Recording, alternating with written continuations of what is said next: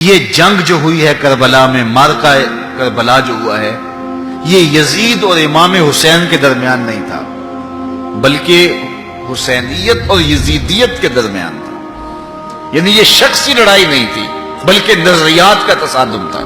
اگر شخصی لڑائی ہوتی تو یزید جیت گیا تھا، بطور شخص حضرت امام حسین شہید کر دیے گئے اور یزید جو ہے وہ تخت و تاج پہ متمکن رہا۔ تو اگر یہ شخصی لڑائی قرار دیں تو یزید جیت گیا اور امام حسین ہار گئے، یہ شخصی اگر لڑائی قرار دیں، اور اگر یہ لڑائی نظریات کی قرار دیں، اور جو حقیقت میں نظریات کی لڑائی ہے، تو یزیدیت ہار گئی اور حسینیت زندہ باد ہو گئی۔ یزیدیت کا جنازہ نکل گیا۔ وہ تخت و تاج جس کے لیے یزید نے اتنا کچھ کیا تھا، اس کے اپنے بیٹے نے اس پہ تخت پہ تھوکا۔ یزید کا بیٹا معاویہ بن یزید جب تخت نشین ہوا ہے تو وہ گھر سے باہر 6 ماہ نہیں نکلا، اس کا جنازہ ہی نکلا۔ تو لوگوں نے کہا آئیے نا تخت پہ بیٹھی، کہا میں اس تخت پہ نہیں بیٹھنا چاہتا جس سے آل پیغمبر کے خون کی بو آ رہی ہے، میں نہیں اس تخت پہ بیٹھنا چاہتا۔ اور پھر اس کا تخت سمٹ گیا، اس کا نام مٹ گیا، کلنج کے مرض سے تڑپتا ہوا مرا اور انتہائی ذلت کی موت مرا، رسوا ہو گیا، اس کا نام بھی باقی نہیں ہے۔ میں گزشتہ برس کربلا میں حاضر ہوا تو حضرت امام حسین کا چمکتا ہوا روضہ نور دیکھا۔ وہ لمحے بڑے دردناک تھے جب ہم کربلا میں پہنچے اور رات کا موقع تھا، تو ہمارے ڈرائیور نے کہا کہ یہ نہر فرات ہے، وہ نہر فرات جو چمکتی رہی اور جس کی لہریں اچھلتی رہیں، اور کربلا کا یہ مقدس قافلہ پیاسا رہا۔ تو عجیب قلب کے اندر کیفیات کا ایک جہان تھا۔ یہ تو امام حسین کا روضہ ہے نا، لیکن یزید کا نشان نہیں ملا۔ میں نے تاریخ کی کتب میں ڈھونڈا کہ یزید کی قبر کہاں ہے، تو مجھے تاریخ نے بتایا مزبلہ دمشق، دمشق کے اندر کوئی جگہ ہے جہاں لوگ کوڑا پھینکتے ہیں، تو اس کوڑے کے نیچے کہیں یزید کی قبر ہے۔ نشان بھی نہیں ہے کہاں ہے، لیکن اتنا پتا ہے اس روڑی کے نیچے یزید کی قبر ہے۔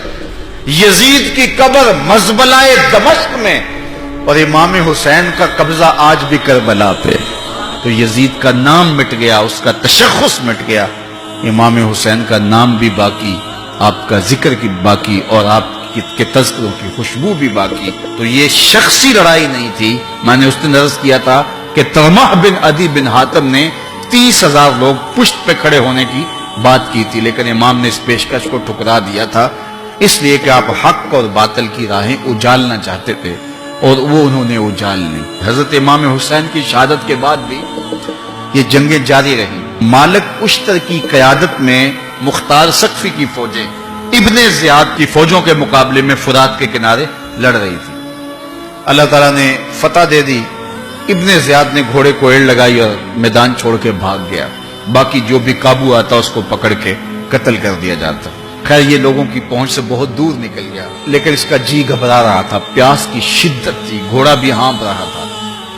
تو یہ چلتے چلتے صحرا میں گیا تو وہاں اس نے دیکھا کہ ایک خیمہ ہے، تو سوچا کہ میں چلتے چلتے ان سے پانی کا گھونٹ مانگ لوں تاکہ اپنے جگر کی پیاس کو بجھا سکوں۔ تو اس نے گھوڑا کھڑا کیا اور ہانپتا ہوا اس نے پردہ اٹھایا، دیکھا تو خیمے میں امام زین العابدین قرآن کی تلاوت کر رہے تھے۔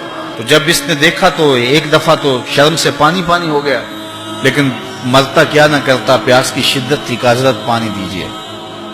امام زین العابدین نے دیکھا اور پھر گھڑے سے کٹورا بھرا اور اس کے ہاتھ میں تھمایا، سمجھا کہ حضرت نے مجھے پہچانا نہیں، پانی پی لیا، شدت کی پیاس تھی، پھر مانگا، آپ نے پھر دیا، تیسری مرتبہ پھر مانگا، آپ نے پھر دیا۔